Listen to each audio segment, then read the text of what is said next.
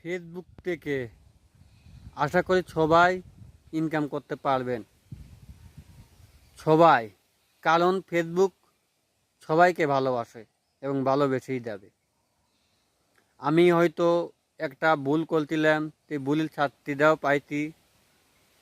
এই জন্যে ফেসবুকের নিয়ম মতো কাজ করতেছি, যাতে না আর কোনো প্রবলেম না হয়।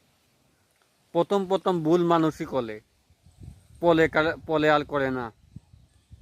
প্রথমে আমি আসলে বুঝতাম না, না বুঝে শুনে একটা কিছু করছিলাম, তো কিছুর থেকে হয়তো